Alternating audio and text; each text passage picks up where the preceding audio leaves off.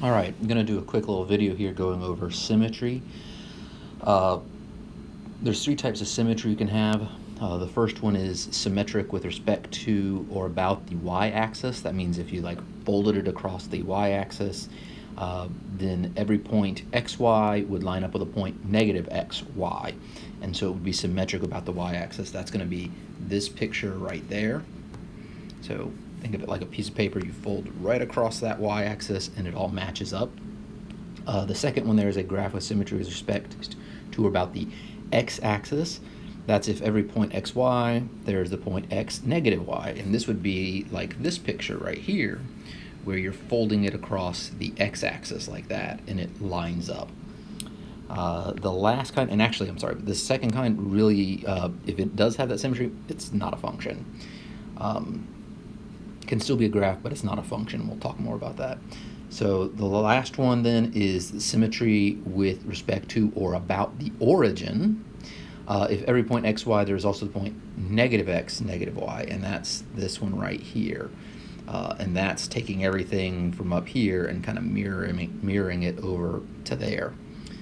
With it's almost like it's these two symmetries combined. You'd fold it across the y-axis and then fold that part down across the x-axis. So I'd fold this over across the y-axis, something like that, and then fold it down across there. And that's what I'd end up with. So it's kind of like a double symmetry there, which is why you can see repeats like that. This kind of graph here is this symmetry about the origin is actually something that occurs in odd functions. When you get negative x and it gives you negative y, and remember y is just f of x, okay? And so this one over here in the middle is what happens when you have something that's called an even function. So I put that there for you. So how do we determine if functions are this? It's pretty simple. We're just going to look for, these kinds of swaps that occur. Okay, if that kind of a swap occurs when we add a negative, then we get it back. And don't forget, y is just f of x.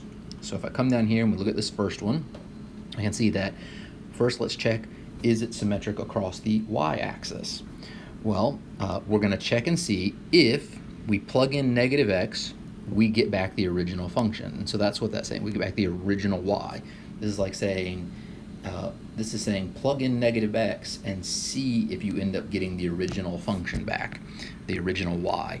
And so that goes along with this one up here, number one, where xy becomes negative xy. So we're swapping out x, we're swapping out this x for a negative x and seeing if it gives us that same result of y, or f of x.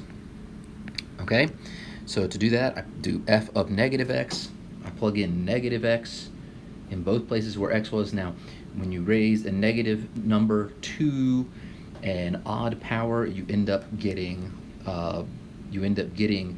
a negative of it. So what we end up with is f of negative x equals 5x to the fifth, because this would end up being a negative 5x, and then the negatives right there and there would end up canceling because it's an odd power. So you end up with 5x to the fifth minus 4x to the seventh. And this does not equal our original function, which was negative 5x to the fifth plus 4x to the seventh. It's off by a negative sign.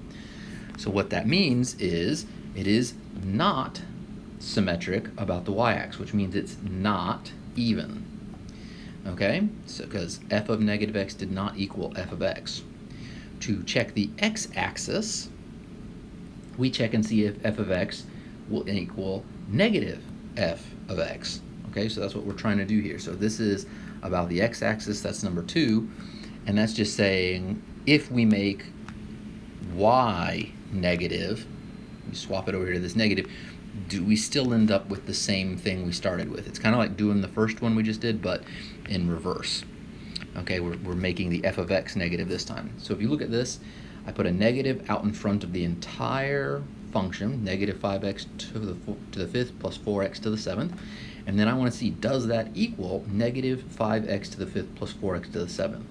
So when I do that and I distribute that negative sign through, right there, I end up with 5x to the 5th minus 4x to the 7th. And that does not equal negative 5x to the 5th plus 4x to the 7th. So that's why I put this x here. Nope, not symmetric about the x-axis, okay? So it's not symmetric about the x-axis, therefore not symmetric about the x-axis.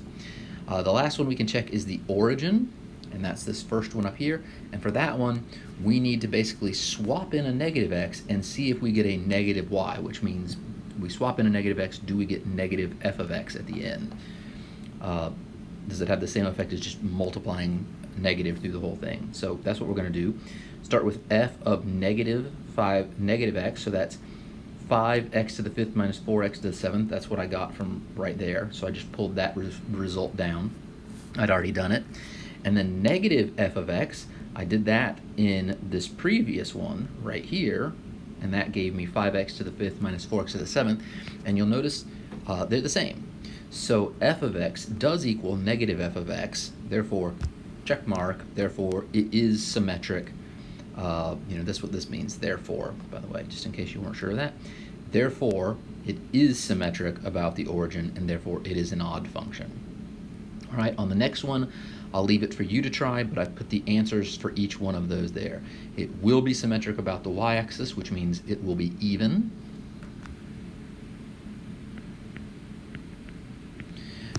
It's not symmetric about the x-axis, and it's not symmetric about the origin, so it's not odd. All right, that's pretty much it for this one.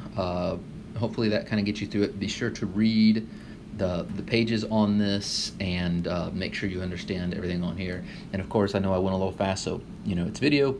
Rewind it, pause it, think about it in places where you're a little stuck, and then of course let me know if you're still having issues. All right, that's it.